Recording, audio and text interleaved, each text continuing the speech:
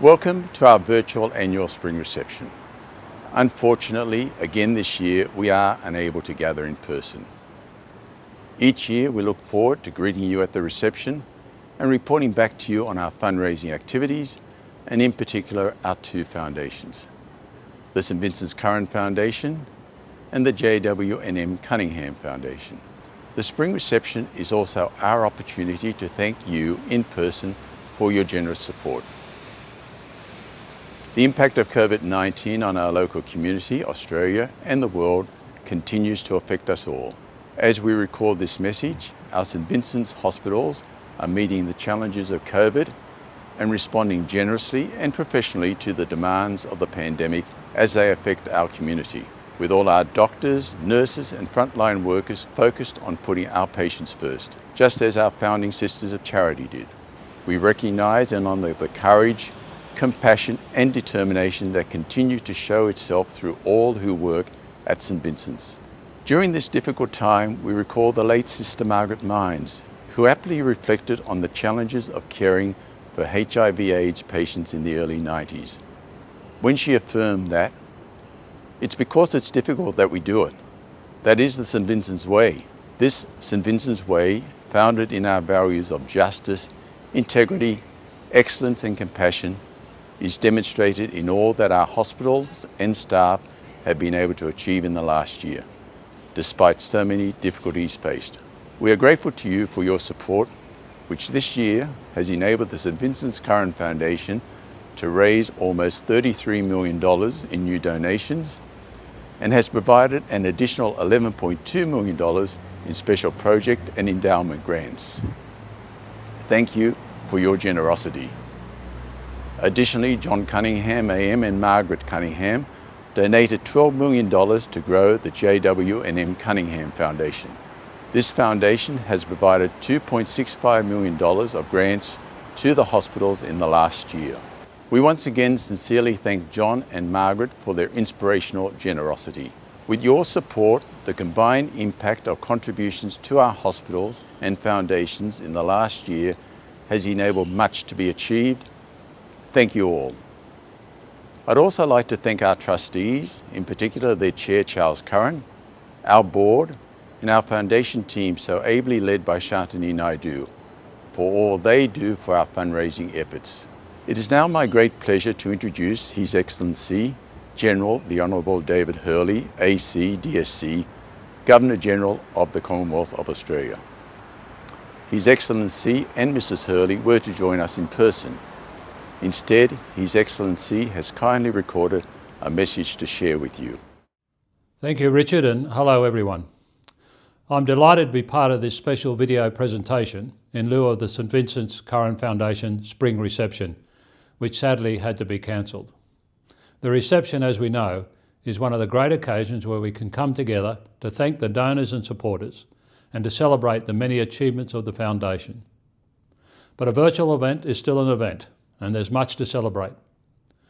Linda and I have had a long and rewarding association with both St Vincent's and the Curran Foundation.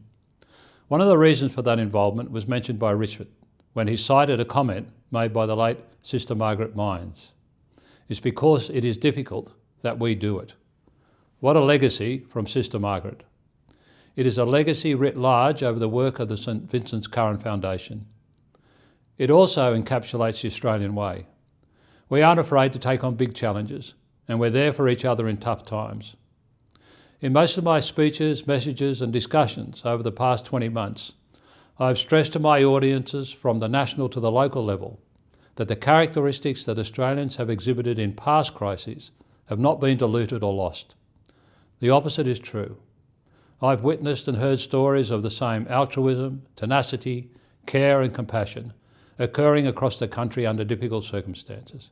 And that's why I'm optimistic about Australians' future. That is why I'm not surprised by the giving that the Foundation has received from its supporters this year. The work of the Foundation and its supported hospitals has been particularly difficult during the pandemic, but it is still being done with care, compassion and kindness, and always with the patient in mind. True to the St Vincent's way of first, together, always, the hospitals and the Foundation have risen to the challenge, honoured the legacy of Sister Margaret, and made an outstanding contribution to our community. The Foundation has had a successful year. Many of the key achievements will be well known to this audience. Through your support, you assisted the establishment of one of the first COVID testing clinics at Bondi Beach, the ADAPT trial to monitor the long-term impact of COVID, which now has more than 135 patients enrolled, the establishment of the first virtual care clinic, and the operation of a mobile vaccination van to vaccinate the homeless. There are others, first, together and always. Like Richard, I too would like to acknowledge a few groups and individuals. To the Foundation's donors and supporters who contributed $33 million to St Vincent's Hospitals in 2021 to support projects such as the COVID-19 Community Response Fund and the Healing, Hope and Humanity Fund to help those most vulnerable and in need. To John and Margaret Cunningham for their philanthropy and for establishing the Cunningham Foundation to support St Vincent's in perpetuity. To Charles Curran and Richard Haddock for their leadership. And to the doctors, nurses and frontline workers who selflessly respond to the needs of the community. Thank you all. There can be no underestimating the power of philanthropy and the positive difference it makes to patients and the wider community. Your efforts are uplifting and an inspiration to us all.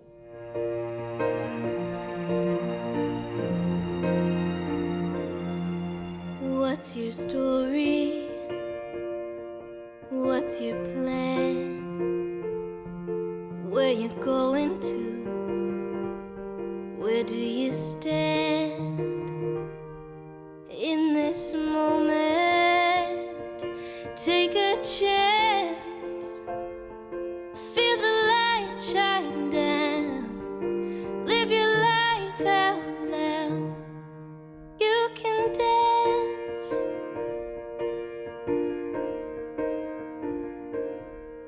Hear the laughter in the air. Let your voice be heard. If you dare, take the high road to your dreams. Let the world see how life could be right now. Come with me. Oh, we can dream, yeah. We can dream, oh. We can dream.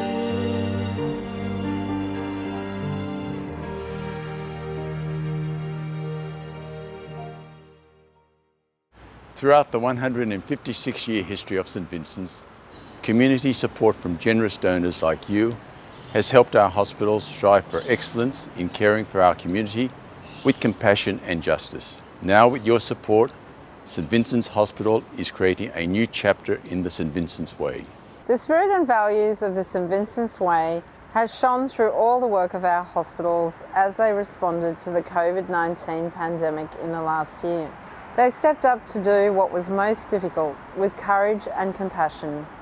Your philanthropic support ensured our hospitals were also able to maintain momentum on other important projects.